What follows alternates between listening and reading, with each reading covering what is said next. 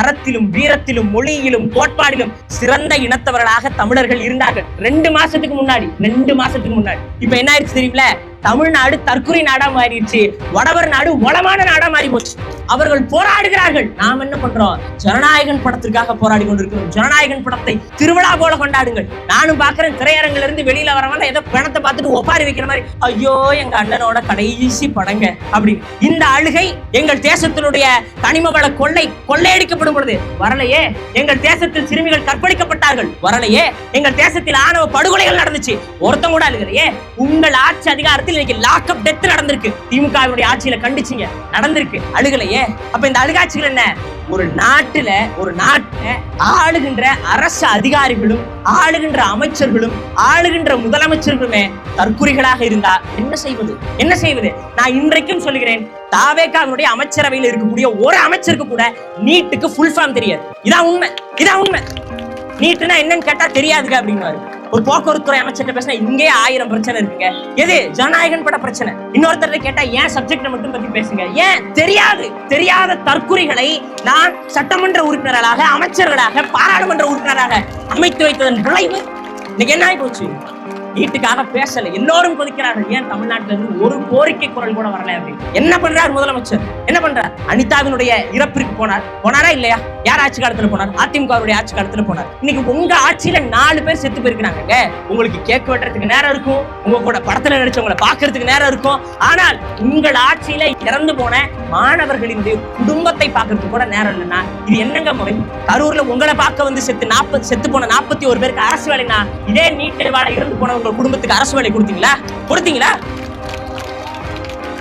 அப்ப ஒட்டுமொத்தமாக அமைச்சரும் சரி, நம்ம ஆள்பவர்களும் சரி தற்குறிகளாகத்தான் இருக்கிறார். நீங்க என்ன சொல்லி வந்தீங்க? மாற்றம்னு சொல்லி தானே வந்தீங்க. அவன் மாமன்னன் படம் பார்க்க போனா அவன் அயோக்கியன் என்றால், நீங்க ஜனநாயகம் படம் பார்க்க போறீங்க, நீங்க கேடுகட்ட அயோக்கியர்கள். அதானே சரி.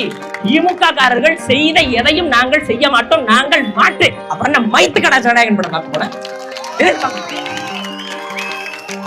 இருக்கு. இதுல வேற ஒப்பாரி. நாம் தமிழர் கட்சியின் தாய் தமிழ் உறவுகள் அத்தனை பேருக்கும் வணக்கம்.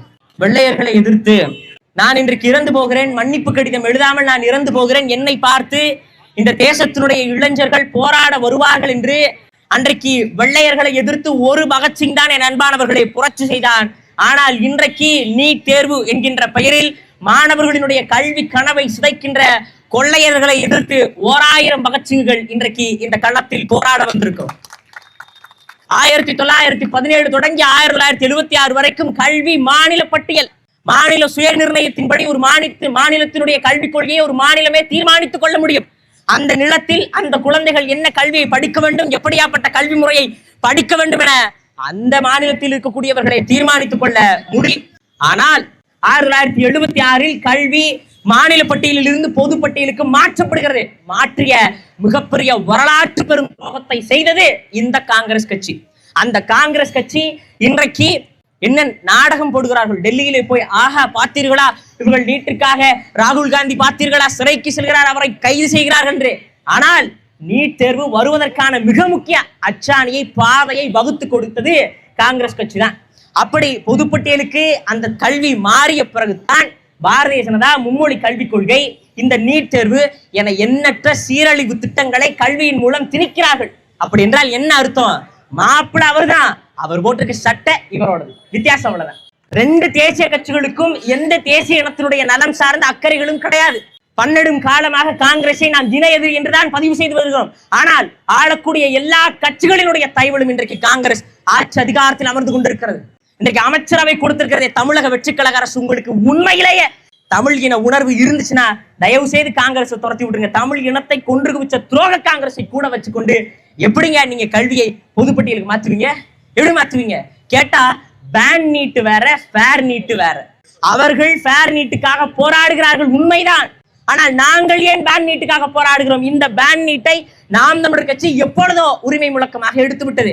நாங்கள் வந்தால் நீட் தேர்வை ஒழிப்போம் என்கின்ற மிக முக்கிய குரலை தமிழ்நாட்டில் எழுப்பிய ஒரே கட்சி நாம் தமிழர் கட்சி மட்டும்தான். இன்னும் நான் உங்களுக்கு வரலாற்றை சொல்லுகிறேன். டெல்லியில் ஒரு பெண் போராடி கொண்டிருக்கிறாள். போராடுகிற பொழுது அந்த பெண் ஒரு தார்மீக கேள்வி எழுப்புகிறாள். ஐயா, நாங்கள் மருத்துவம் படிக்கிறோம், நாங்கள் நீட் தேர்வு எழுத வேண்டும் என சொல்லுகிறீர்கள். ஆனால் இந்த நாட்டை ஆளக்கூடிய பாராளுமன்ற உறுப்பினர்கள், சட்டமன்ற உறுப்பினர்கள், அமைச்சர்கள் ஏன் தேர்வை எழுதவில்லை என்ற ஒரு பெண் கேட்டாள்.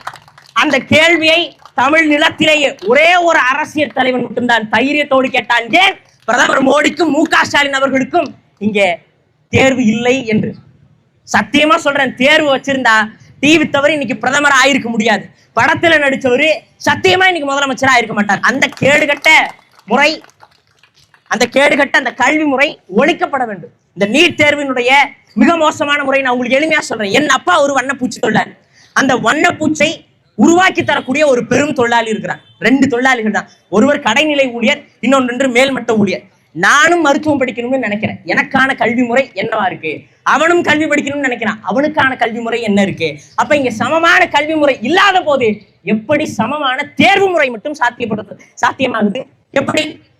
அப்ப அவனும் நீட் எழுதிதான் மருத்துவர் ஆகணும், நானும் நீட் எழுதிதான் மருத்துவர் ஆகணும். நான் அரசு பள்ளியில படிச்சிருப்பேன், அவன் சிபிஎஸ்சியில படிச்சிருப்பான். அப்ப இந்த தேர்வு முறை தவறானதா தானே இருக்கு. அப்ப கேட்பாங்க, எங்க நீட்டு மட்டும் தான் நுழைவு தேர்வாங்க, ஜேஇ இல்லையா, கிளாட் எக்ஸாம் இல்லையா? இப்படி தெளிவா கேள்வி கேட்கிற அறிவாளிகள் இருக்கிறாங்க. நான் இன்னைக்கும் சொல்லுகிறேன், ஜேஇ கிளாட் போன்ற எக்ஸாம்கள்லாம் அவரவர் விருப்பப்படி எழுதி கொள்ளலாம். நான் இந்திய தொழில்நுட்ப கல்விக் கழகத்துல படிக்கணும்னா நான் ஜேஇ எழுதணும், நான் கிளாட் எழுதணும்னா மத்திய அரசினுடைய அந்த சட்ட கல்வியில நான் படிக்கணும்னா நான் கிளாட் எழுதணும். அது என்னுடைய சுய விருப்பம். ஆனா நீட் என்பது நீ மருத்துவம் படிக்கணும்னா கட்டாயம் நீ எழுதி ஆகணும் என்று திணிக்கிறார்கள். அப்ப இந்த கல்வி முறையை, அப்ப இந்த தேர்வு முறையை ஒழிப்பதற்காக கடைசி வரை நாங்கள் களத்தில் நிற்போம். வேடிக்கை என்ன தெரியுமில, இந்த உலகத்திலேயே மிக செறிவான அறங்களை கொடுத்த இனம் தமிழினம். நம்முடைய இருக்கிற இலக்கியங்கள், நம்முடைய இருக்கிற இலக்கணங்கள் வேறு எந்த மொழி வழி தேசிய இனத்திலும் கிடையாது. அறத்திலும் வீரத்திலும் மொழியிலும் கோட்பாடிலும் சிறந்த இனத்தவர்களாக தமிழர்கள் இருந்தார்கள். 2 மாசத்துக்கு முன்னாடி அப்படி 2 மாசத்துக்கு முன்னாடி வந்ததுக்கு அப்புறம் இப்ப என்ன ஆயிடுச்சு தெரியுமில, தமிழ்நாடு தற்கொலை நாடா மாறிடுச்சு, வடவர் நாடு வளமான நாடா மாறி போச்சு. அவர்கள் போராடுகிறார்கள். நாம் என்ன பண்றோம்? ஜனநாயகன் படத்திற்காக போராடி கொண்டிருக்கிறோம். ஜனநாயகன் படத்தை திருவிழா போல கொண்டாடுங்கள். நானும் பாக்குறேன், திரையரங்குல இருந்து வெளியில வரவங்க ஏதோ பணத்தை பார்த்துட்டு ஒப்பாரி வைக்கிற மாதிரி, ஐயோ எங்க அண்ணனோட கடைசி படங்க அப்படின்னு.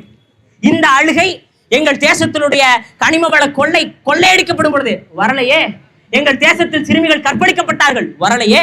எங்கள் தேசத்தில் ஆணவ படுகொலைகள் நடந்துச்சு, ஒருத்தம் கூட அழுகலையே. உங்கள் ஆட்சி அதிகாரத்தில் இன்னைக்கு லாக்அப் டெத் நடந்திருக்கு. திமுகவினுடைய ஆட்சியில கண்டிச்சிங்க, நடந்திருக்கு, அழுகலையே. அப்ப இந்த அழுகாட்சிகள் என்ன?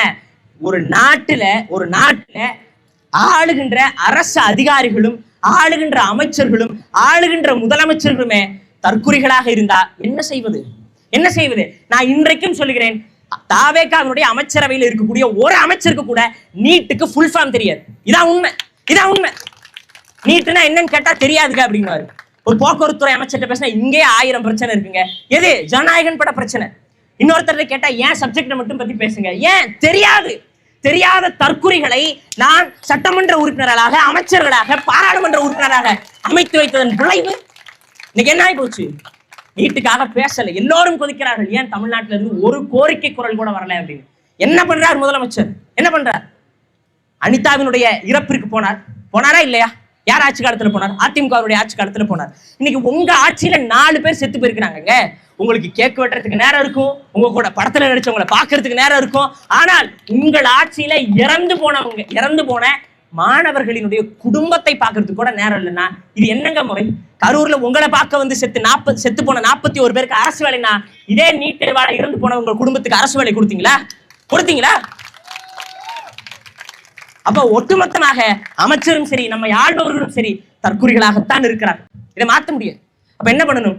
நல்ல திராணி உள்ள தலைவன், தெம்புள்ள தலைவன் இந்த நிலத்துக்கு வேணும். ஒரே ஒருத்தர் தாங்க சொன்னார், இந்திய மெடிக்கல் கவுன்சில் நான் இங்கே இருக்க வேண்டாம், என் மாணவர்களுடைய தரத்தை பரிசோதிக்கிற அளவிற்கு இந்திய மெடிக்கல் கவுன்சிலுக்கு தகுதி இல்லை என்று பேரறிவிப்பு செய்த ஒரே ஒரு மகன் என்னுயிர் பெரியப்பா செந்தமிழன் சீமான் மட்டும்தான். அதனாலதான் நாங்க கட்ஸ் வேணும்னு சொல்றோம். ஒண்ணும் இல்ல, தமிழ்நாட்டினுடைய இன்றைய அரசியல் சூழலை நான் உங்களுக்கு எளிமையா சொல்லிடுறேன். அன்றைக்கு அநீதிகள் வேட்டி சட்டை போட்டு துண்டு சீட்டோடு வந்தது, இன்றைக்கு அநீதிகள் A4 சீட்டோட கோட் சூட்டு போட்டு வருது. இவ்வளவுதான் வித்தியாசம், இவ்வளவுதான்.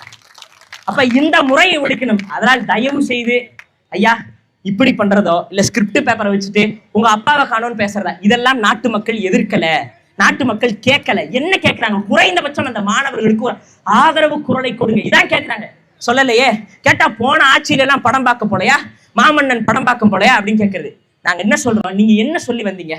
மாற்றம்னு சொல்லி தானே வந்தீங்க. அவன் மாமன்னன் படம் பார்க்க போனா அவன் அயோக்கியன் என்றால், நீங்க ஜனநாயகம் படம் பார்க்க போறீங்க, நீங்க கேடுகட்ட அயோக்கியர்கள். அதானே அதானே சரி. திமுக காரர்கள் செய்த எதையும் நாங்கள் செய்ய மாட்டோம், நாங்கள் மாட்டு. அப்புறம் என்ன மைத்து கடா ஜனநாயகம் படம் பார்க்க போறேன்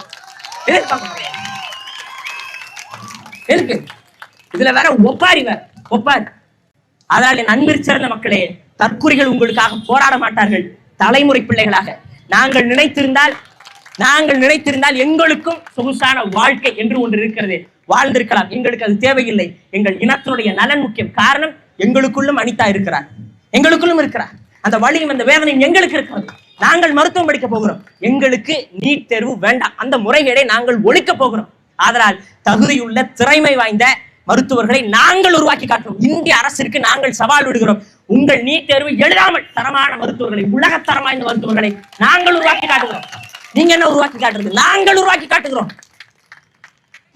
நாங்கள் உருவாக்கும் அதற்கான படிநிலைகளை நாங்கள் மாற்றிப்போம். அதனாலதான் ஒரு விசினரி வேணும்ன்றது. இந்த தேசத்துடைய கல்விக் கொள்கை ஒரு சிறப்பான கல்விக் கொள்கையா இருக்கணும். ஆரம்ப கல்வி முதல் ஆராய்ச்சி கல்வி வரைக்கும் இலவசமா தரணும் அப்படின்னு ஒரு விசினரி பார்வையோட, ஒரு தொலைநோக்கு பார்வையோட வந்த தலைவனை இந்த மக்கள் ஜீரோவா மாத்திட்டாங்க. டெபாசிட் கூட வாங்காத தலைவன் என்று சொல்கிறார்கள். ஆனால் அடிப்படை புரிதல் கூட இல்லாதவனை நீங்கள் இன்னைக்கு முதலமைச்சராகவும் சட்டமன்ற உறுப்பினராகவும் மாத்தி வச்சுட்டீங்க. நாங்க இன்றைக்கும் சொல்லுகிறோம், இந்த போராட்டத்துல எங்க பெரியப்பா சீமான் அவர்கள் கலந்து கொள்ளல. ஆனா அவர் களத்துக்கு வந்துட்டாருன்னா ஒருபோதும் நாம் தமிழர் கட்சி கையில் எடுத்த போராட்டம் வெல்லாது இருந்ததில்லை. உறுதியாக வெல்லுவோம். நீட் தேர்வுக்காக டெல்லியிலே போராடக்கூடிய மாணவர்களினுடைய தமிழ்நாட்டு குரலாக நாம் தமிழர் கட்சி ஒழிக்கும். நன்றி, வணக்கம். நாம் தமிழர்.